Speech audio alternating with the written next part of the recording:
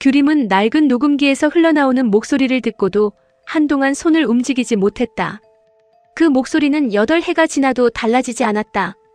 오랜만이야, 규림아. 연락 못해서 미안해. 규림의 입술이 가늘게 떨렸다. 죽었다고 믿었던 사람. 다시는 돌아오지 않을 거라고 체념했던 사람. 권이나가 남긴 음성 기록에는 미처 전하지 못했던 말들이 담겨 있었다. 내가 이걸 듣게 될 때는 내가 내 앞에 나설 수 없는 상황일지도 모르겠다. 그래도 이것만은 알아줬으면 해. 엄마가 너희를 잊어서 떠난 건 아니야. 규림은 녹음기를 멈췄다. 더는 들을 수 없었다. 잊어서 떠난 것이 아니라는 말이 오히려 가슴을 후벼 팠다. 남겨진 아이들에게는 떠난 이유보다 돌아오지 않은 시간이 더 선명했다. 무진은 규림의 옆에 앉아 있었지만 쉽게 손을 내밀지 못했다. 지금 규림에게 필요한 것이 위로인지 혼자 견딜 시간인지 판단할 수 없었다. 규림이 먼저 입을 열었다. 엄마가 살아있을 수도 있다는 생각 한 번도 안 해본 건 아니에요. 규림아, 어디선가 잘 살고 있을 거라고 생각하면 미웠어요. 죽었다고 생각하면 보고 싶었고요. 규림은 녹음기를 다시 손에 쥐었다. 그런데 이제 와서 이런 걸 들으면 내가 뭘 해야 해요? 이해해야 해요? 용서해야 해요? 무진은 대답을 서두르지 않았다. 안 해도 돼. 규림이 그를 바라봤다. 지금 당장 이해하지 않아도 되고 용서하지 않아도 돼. 당신이 받은 상처까지 없는 일로 만들 필요는 없잖아. 규림은 애써 웃었다. 당신은 왜 자꾸 내 편만 들어요? 당신이 혼자 버티는 걸 너무 오래 봤으니까. 당신은 몰랐잖아요. 그러니까 지금이라도 보려고. 규림은 다시 녹음기에 재생 버튼을 눌렀다. 희나의 목소리가 이어졌다. 옥선 회장은 내가 무진이를 다시 만나면 가만두지 않을 거야. 8해 전에도 그랬고 지금도 달라지지 않았을 거야. 내가 가진 자료를 찾으면 내가 왜 무진이를 떠나야 했는지 증명할 수 있어. 규림은 고개를 들었다. 무진의 얼굴도 굳어 있었다. 자료라고 했어요. 어머니가 당신한테 무슨 짓을 했는지 알 수 있는 자료겠지. 그게 있다고 뭐가 달라져요? 무진은 녹음기를 바라보다 말했다. 적어도 당신이 나를 버렸다는 오해는 끝낼 수 있어. 그 오해가 끝나면요? 그 다음은 우리가 결정해야지. 규림은 시선을 피했다. 무진은 더 가까이 다가가지 않았다. 당신이 아직 나한테 올 수 없다면 기다릴게. 그런데 이번에는 나한테서 도망치지만 마. 규림은 8해 전 마지막으로 무진을 만났던 날을 떠올렸다. 그날 규림은 무진에게 가장 모진 말을 골라 했다. 사랑한 적 없다고 했다. 조건이 좋은 남자를 만나 떠나는 것이라고 했다. 무진이 자신을 붙잡지 못하도록 그가 가장 싫어할 사람이 되려고 했다. 그러나 돌아서는 순간에도 무진이 쫓아오기를 기다렸다. 그런 자신이 비겁했다. 규림이 어렵게 입을 열었다. 도망쳐서 미안해. 무진의 눈이 흔들렸다. 규림아, 당신한테 아무것도 말하지 않고 혼자 결정해서 미안해. 규림은 울음을 삼키며 말했다. 포기해서 미안해. 무진은 더는 참지 못하고 규림의 손을 잡았다. 당신이 포기한 거 아니야. 아니요. 난 포기했어요. 당신을 믿는 대신 겁을 냈고 한결이를 지킨다는 이유로 당신한테서 아이까지 빼앗았어요. 그때 당신은 혼자였어. 그래도 사실은 달라지지 않아요. 무진은 규림의 손을 놓지 않았다. 그럼 이제 혼자 결정하지 마. 규림은 무진의 얼굴을 바라봤다. 8해 전 자신이 사랑했던 남자가 눈앞에 있었다. 원망할 이유가 충분한데도 돌아서지 않는 사람이었다. 규림은 그 손을 잡고 싶었다. 하지만 한결과 동생들, 옥선과 동윤그룹, 아직 밝혀지지 않은 희나의 과거까지 현실은 조금도 달라지지 않았다. 규림은 천천히 손을 빼냈다. 나한테 시간이 필요해요. 기다린다고 했잖아. 기다리다가 지칠 수도 있어요. 그건 내가 결정해. 무진 씨, 당신은 당신 마음만 결정해. 내 마음까지 대신 정하지 말고. 무진은 녹음기를 챙겨 일어났다. 이건 내가 확인해 볼게. 권이나 씨가 말한 자료도 찾아보고. 위험할 수도 있어요. 어머니가 관련돼 있다면 더 피할 수 없어. 무진이 문 앞에 이르렀을 때 규림이 불렀다. 오늘은 여기 있어주면 안 돼요? 무진이 돌아봤다. 규림은 그의 눈을 제대로 마주치지 못했다. 그냥 한결이 올 때까지만요. 무진은 다시 자리에 앉았다. 두 사람은 서로에게 닿지 않은 채 같은 공간에 머물렀다. 그 거리에는 8해의 원망과 미안함이 놓여 있었다. 그러나 이제 누구도 먼저 일어나 도망치지 않았다. 한편 서연은 집으로 돌아오자마자 가족들의 질문에 붙잡혔다. 홍옥선은 서연이 누구를 만났는지 이미 알고 있었다. 식탁 위에는 서연과 그 남자가 함께 있는 사진이 놓여 있었다. 옥선이 물었다. 이 사람이니? 서연은 사진을 확인하고도 부인하지 않았다. 네. 회사 직원이라면서. 직원이면 사람 아니에요? 내가 직업을 문제 삼는 것 같아. 그럼 집안이요? 학벌이요? 돈이요? 옥선은 사진을 손가락으로 밀어냈다. 너를 만나면서 얻을 게 너무 많은 사람이란 뜻이야. 저한테도 그 사람이 필요해요. 사랑 같은 소리 하지 마. 내가 뭘 안다고. 서연은 참지 않았다. 할머니는 오빠 일에도 똑같이 그러셨죠? 옥선의 눈빛이 달라졌다. 김무진 오빠하고 한규림 씨요. 두 사람 갈라놓은 것도 오빠를 위해서였다고 하실 거예요? 내 오빠 이야기는 꺼내지 마. 왜요? 제가 똑같이 당할까봐 겁나세요? 옥선은 자리에서 일어났다. 그 남자 다시 만나면 회사에서도 내보낼 거야. 그 사람이 일을 얼마나 잘하는지 아세요? 그래서 더 영리하다는 거야. 회사에서 자리 잡고 싶으면 하필 왜 너를 만나? 서연의 어머니도 옥선의 편에 섰다. 서연아, 할머니 말씀 틀린 거 없어. 결혼은 집안끼리 하는 거야. 저 결혼하겠다고 한 적 없어요. 좋아하는 사람 만나겠다는데 왜 다들 결혼부터 계산해요? 가볍게 만날 사람이면 더 안 돼. 진지해도 안 되고 가벼워도 안 되고. 결국 그 사람이 싫은 거잖아요. 서연의 아버지가 낮은 목소리로 말했다. 그만 만나라. 서연은 아버지를 바라봤다. 싫어요. 서연아, 저 이제 어린애 아니에요. 내가 누리는 게 전부 어디서 왔다고 생각해? 그걸 주셨다는 이유로 제 마음까지 가지실 수는 없어요. 옥선은 비서에게 전화를 걸었다. 내일부터 그 사람 회사에 나오지 못하게 해. 서연이 휴대전화를 빼앗았다. 할머니, 연애를 하겠다면 집안 도움 없이 해봐. 내가 가진 것 하나도 쓰지 말고. 좋아요. 서연은 주머니에서 자동차 열쇠와 지갑을 꺼내 식탁 위에 놓았다. 다 드릴게요. 뭐 하는 짓이야? 이 집에서 나갈 거예요. 어머니가 서연의 팔을 붙잡았다. 가출하겠다는 거야? 집에서 살려면 가족이 정해준 사람만 만나야 하잖아요. 서연아, 정신 차려. 서연은 팔을 빼냈다. 전 그 사람하고 헤어질 생각 없어요. 옥선이 차갑게 말했다. 그 문을 나가면 다시 들어올 생각하지 마. 서연은 잠시 할머니를 바라봤다. 오빠한테도 그렇게 하셨죠? 옥선의 입술이 굳게 다물렸다. 그래서 오빠가 아직도 할머니를 못 믿는 거예요. 서연은 휴대전화만 챙겨 집을 나왔다. 하지만 막상 길에 서자 갈 곳이 없었다. 호텔에 들어갈 카드도 차를 부를 돈도 없었다. 서연은 망설이다 무진에게 전화를 걸었다. 오빠, 무슨 일이야? 나 오늘 집에 안 들어가. 무진은 동생의 떨리는 목소리부터 알아차렸다. 할머니하고 싸웠어? 응. 지금 어디야? 서연이 장소를 말하자 무진은 한숨을 내쉬었다. 거기 있어. 내가 갈게. 오빠, 나 그 사람하고 안 헤어져. 누가 헤어지래? 오빠도 반대할 줄 알았어. 내가 진심이면 반대 안 해. 서연의 눈가가 붉어졌다. 무진은 잠시 생각하다 말했다. 서연이 가출하면 받아는 줄게. 대신 며칠 있다가 같이 집에 들어가서 이야기하자. 나 안 들어갈 거야. 그러니까 오늘은 진정부터 하자. 무진이 규림에게 사정을 설명하자 규림은 망설이지 않았다. 우리 집으로 데려와요. 괜찮겠어? 한결이 방에서 같이 자면 돼요. 당신도 정신 없잖아. 그래서 혼자 있는 게 더 싫어요.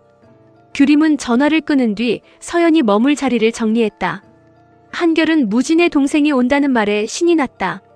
그럼 무진 아저씨도 우리 집에서 자요? 아저씨는 자기 집에 가야지. 같이 있으면 가족 같은데. 규림은 대답 대신 이불을 펴주었다. 한결은 그런 엄마의 옆얼굴을 보다가 말했다.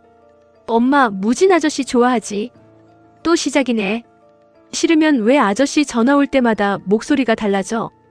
규림은 아이의 입을 손으로 가볍게 막았다. 그만하고 가서 양치해. 한결은 웃으며 욕실로 뛰어갔다. 잠시 후 무진이 서연을 데리고 왔다. 서연은 규림을 보자 잠시 머뭇거렸다. 죄송해요. 갑자기 신세지게 됐어요. 괜찮아요. 편하게 있어요. 오빠한테 규림 씨 이야기는 많이 들었어요. 무진이 동생의 어깨를 건드렸다. 쓸데없는 말 하지 마. 오빠가 무슨 말을 했는지는 안 물어보세요? 규림은 무진을 흘겨봤다. 별로 좋은 말은 아니었겠죠. 무진이 억울한 얼굴을 했다. 내가 언제 당신 흉을 봤다고 그래? 서연은 오랜만에 웃었다. 그 모습을 보며 규림은 서연이 집에서 얼마나 힘들었는지 짐작했다. 식사를 마친 뒤 서연은 규림에게 조심스럽게 물었다. 오빠랑 다시 만나실 거예요? 무진이 물을 마시다 멈췄다. 규림은 웃으며 넘기려 했다. 그런 이야기까지 들었어요? 오빠 얼굴에 다 써 있어요. 서연아, 나는 오빠하고 이제 여자 남자 안 할 거야. 무진이 황당한 표정으로 동생을 바라봤다. 그동안 내가 나를 남자로 봤어? 아니, 오빠 친구들 소개받겠다고 따라다니지도 않고 오빠 연애에 끼어들지도 않겠다는 뜻이야. 누가 들으면 이상하게 생각하잖아. 서연은 규림의 손을 잡았다. 그러니까 규림 씨도 우리 오빠 너무 오래 기다리게 하지 마세요. 규림은 무진과 눈이 마주치자 곧바로 시선을 내렸다. 같은 시각 서연이 만나던 남자는 회사로 불려갔다. 서연의 아버지는 그에게 사직서를 내밀었다. 오늘 날짜로 정리하게. 이유를 알고 싶습니다. 이유를 정말 몰라서 묻나? 서연 씨와 만난 일이 제 업무와 무슨 상관입니까? 그 아이를 이용해서 여기까지 올라오려고 한 거 아닌가? 남자는 사직서를 밀어냈다. 그런 적 없습니다. 너는 인자해고라고. 밥줄 끊어졌다고. 서연의 아버지는 억눌렀던 감정을 드러냈다. 내 딸 근처에서 다시 얼쩡거리면 이 업계에서도 일 못하게 만들 거야. 남자는 흔들리지 않았다. 해고 사유를 서면으로 주십시오. 뭐? 서연 씨를 만났다는 이유로 해고하신다면 그대로 적어주십시오. 겁이 없구나. 회장님 손녀를 만난 사람이 아니라 이 회사 직원으로 묻는 겁니다. 남자는 사직서를 접어 책상 위에 올렸다. 제가 그렇게 만만합니까? 서연의 아버지가 자리에서 일어섰다. 지금 나한테 따지는 거야? 제 밥줄로 딸을 협박하지 마십시오. 당장 나가. 부당하게 해고하시면 대응하겠습니다. 남자는 인사를 한 뒤 회장실을 나왔다. 그러나 복도에 이르자 굳게 버티던 표정이 무너졌다. 서연과 계속 만나면 자신뿐 아니라 가족들까지 피해를 볼 수 있었다. 그는 서연에게 전화를 걸었다. 서연은 규림의 집에서 전화를 받았다. 오빠. 남자는 아무 일도 없는 것처럼 물었다. 어디야? 집에서 나왔어. 왜? 우리 만나는 거 반대해서. 남자는 대답하지 못했다. 서연이 걱정스럽게 물었다. 회사에서 무슨 일 있었어? 아니. 목소리가 왜 그래? 그는 회장실에서 들었던 말을 떠올렸다. 서연과 헤어지지 않으면 다시는 이 업계에 발붙이지 못하게 하겠다는 경고였다. 서연아. 응. 우리 그만 만나자. 서연의 얼굴에서 웃음이 사라졌다. 뭐라고? 내가 생각을 잘못했어. 우리 아빠 만났지? 상관없는 일이야. 해고당했어? 남자는 대답하지 못했다. 서연은 곧바로 외투를 챙겼다. 지금 갈게. 오지 마. 오빠. 나도 지쳤어. 내 가족하고 싸우면서까지 만나고 싶지 않아. 그 말은 진심이 아니었다. 하지만 서연을 집으로 돌려보낼 수 있다면 자신이 비겁한 사람이 되는 편이 낫다고 생각했다. 서연은 그의 거짓말을 알면서도 상처받았다. 정말 그게 오빠 마음이야? 그래. 내 얼굴 보고 말해. 만날 이유 없어. 내가 갈 거야. 서연아. 거기 있어. 서연은 전화를 끊고 현관으로 나갔다. 무진이 앞을 막았다. 어디가? 확인할 게 있어. 지금 가면 더 싸우기만 해. 오빠도 규림 씨가 밀어낸다고 포기했어? 무진은 대답하지 못했다. 서연은 눈물을 닦았다. 나도 직접 듣기 전에는 안 믿어. 규림이 조용히 외투를 건넸다. 다녀와요. 무진이 규림을 바라봤다. 규림은 서연에게 말했다. 상처받더라도 남이 전해준 말만 믿고 돌아서지는 마요. 나는 그러고 8해를 후회했어요. 서연은 고개를 끄덕인 뒤 집을 나섰다.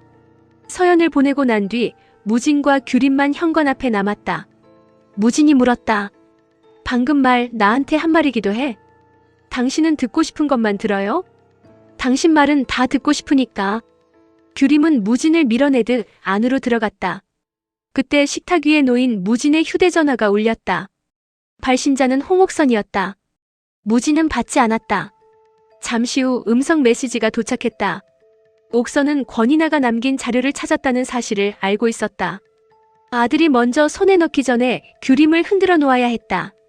무진은 메시지를 확인하지 않고 휴대전화를 뒤집어 놓았다.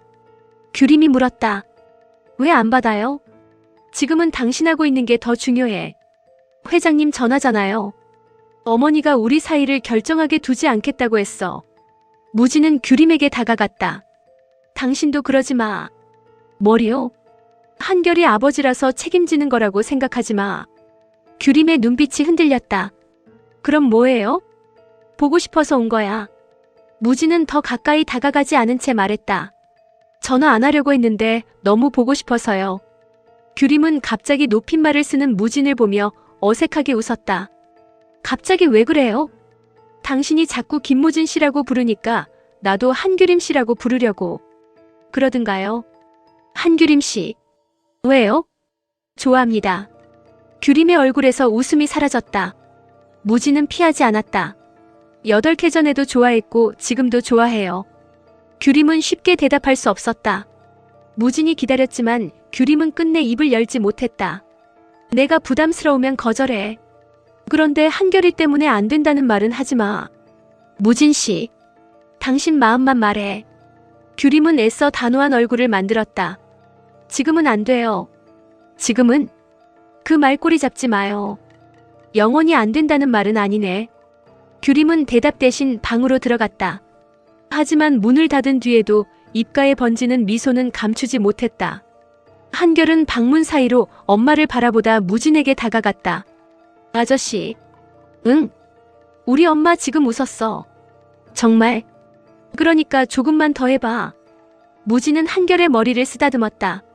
두 사람이 소곤거리는 말을 들은 규림이 문을 열었다. 두 사람 지금 뭐해? 한결은 무진의 뒤로 숨었다. 아무것도 안 했어. 규림은 자신도 모르게 두 사람을 함께 바라봤다. 두 사람의 닮은 눈매가 다시 가슴을 건드렸다. 그러나 평온한 시간은 오래가지 않았다. 규영에게서 전화가 걸려왔다. 언니, 나 좀 도와줘. 규영의 목소리는 다급했다. 규림은 곧바로 가게로 향했다. 규영은 명품 가방과 영수증, 대출 서류를 테이블 위에 늘어놓고 있었다. 상견례를 앞두고 예비 시어머니에게 잘 보이기 위해 빚까지 냈지만 결제가 막히면서 모든 거짓말이 드러날 위기에 놓였다. 이게 다 뭐야? 규영은 가방 하나를 규림 앞으로 밀었다. 언니, 이것만 잠깐 맡아줘. 왜? 환불하려고 했는데 환불이 안 된대. 그럼 카드값은? 마이너스 통장 만들었어.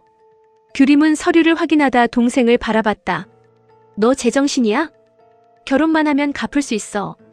누구 돈으로? 그 집에서 내가 훈태 회장님 딸인 줄 알아. 아직도 그 거짓말 안 끝냈어? 규영은 고개를 숙였다. 지금 말하면 결혼 깨져. 깨져야 할 결혼이면 지금 깨지는 게 나아. 언니는 몰라. 내가 뭘 몰라?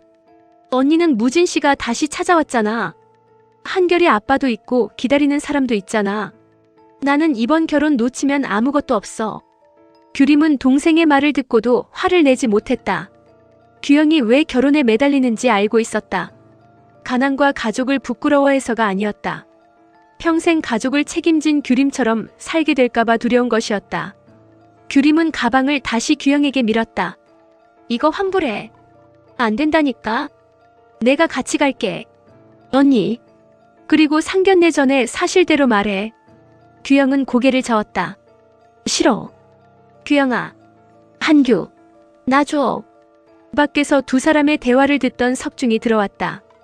그는 규림의 손에 있던 대출 서류를 빼앗으려 했다. 규영이 놀라 서류를 품에 안았다. 아버지가 왜 여길 와요? 내 결혼 때문에 왔다. 가세요. 그 집에 내가 내 아버지라고 말할 거야. 규영은 석중의 앞을 막았다. 안 돼. 내가 내 아버지인데 왜 안 돼? 다른 사람은 다 돼도 아버지는 안 돼. 석중의 표정이 굳었다. 규영은 이미 쏟아낸 말을 거둘 수 없었다. 차라리 모르는 사람이 내 아버지라고 하는 게 나아요. 규림이 동생의 팔을 잡았다. 그만해. 언니는 빠져. 아버지가 잘못한 게 많아도 그렇게 말하는 거 아니야. 그럼 언니가 또 해결해 줄 거야?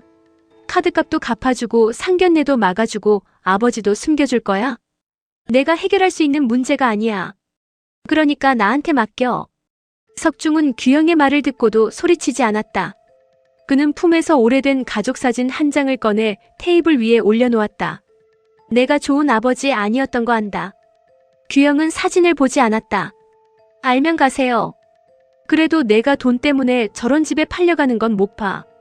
누가 팔려간대요? 내가 너를 팔고 있잖아. 규영의 눈에 눈물이 차올랐다. 석중은 단호하게 말했다. 내 결혼 내가 말려야겠다. 아버지가 뭔데요? 내가 나를 아버지로 인정하지 않아도 나는 해야 할 말 할 거야.